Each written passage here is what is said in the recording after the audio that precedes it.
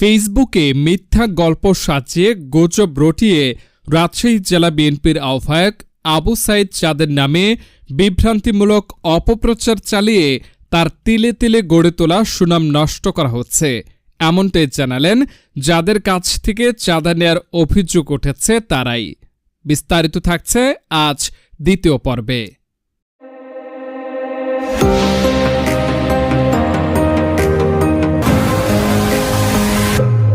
পাঁচি TV.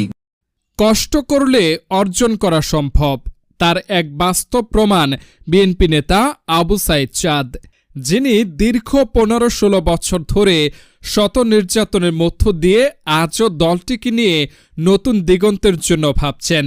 কিন্তু এই ভাবনায় বারবার বাধা দেওয়ার চেষ্টা করে যাচ্ছে আড়ালে থাকা একটি চক্র, যাদের নাম পরিচয় এখনও রয়েছে গোপন। জানা গেছে, সম্প্রতি সময়ে ফেসবুকে উঠে আসা একটি পোস্টে উল্লেখ রয়েছে কয়েকজনের কাছ থেকে চাঁদা নিয়েছেন আবু সাইদ চাঁদ।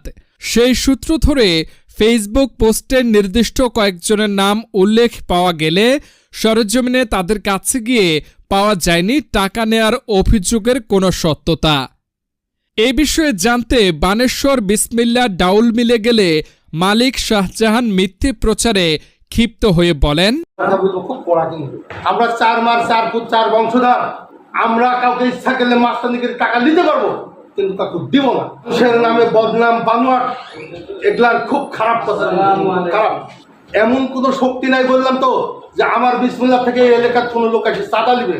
আমরা শুধু দান করি মানুষের, গরিব দুঃখী, এতিম, মসজিদ, মাদ্রাসা, জালসাইডলাম। জানতে চাইলে বানেশ্বরের বিশিষ্ট ব্যবসায়ী ওসমান হাজি বলেন, চান ভাই সম্পর্কে যে মিথ্যা বানোয়াট ভিত্তিহীন যে কথাগুলো ফেসবুকে ছাড়া হয়েছে, এটা সম্পূর্ণ উদ্দেশ্য প্রণোদিত। কারণ চান ভাই আমাদের থেকে চাঁদা নেয় না, আমাদের সিনিয়র বড় ভাই, উনি রাজনীতি করে, রাজনীতিক প্রতিহিংসা হিসাবে এই চাঁদার কথা বলে তাকে খাটো করা হচ্ছে। আসলে আমরা দীর্ঘ 35 বছর চলাফেরা করছি, 90 সাল থেকে উনি আমার সিনিয়র বড় ভাই। উনি এরকম ধরনের কোনো চাঁদাবাজি বানেশ্বর বা আশেপাশে কারোর রিপোর্ট নাই বা কেউ বলতেও পারবে না, এটি সম্পূর্ণ 100% মিথ্যা। এ বিষয়ে মুখোমুখি হন ইউসুফপুর ইউনিয়নের চেয়ারম্যান মাখন।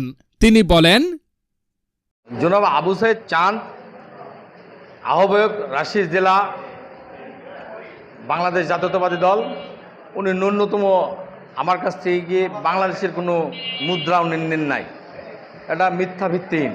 এমন পরিচ্ছন্ন নেতা আবু সাইদ চাঁদের নামে যারা অপপ্রচার করেছে, তারা শুধু তার বদনাম নয়, বিএনপির ক্ষতি করছে বলে জানান চারঘাট পৌর বিএনপির সভাপতি মমিনুল হক।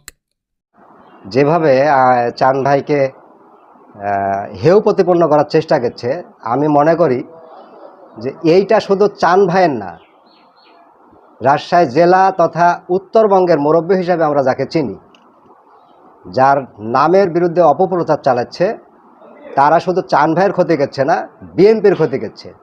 এটা অবশ্যই আমাদের কাম্য না। দীর্ঘ সংগ্রামের বিনিময়ে শত নির্যাতনে গড়ে ওঠা সুনামধন্য বিএনপি নেতা আবু সাইদ চাঁদ, তাকে ঘিরে এমন মিথ্যে অপপ্রচারে তীব্র নিন্দা জানান চারঘাট উপজেলা বিএনপির সভাপতি জাকিরুল ইসলাম বিকুল।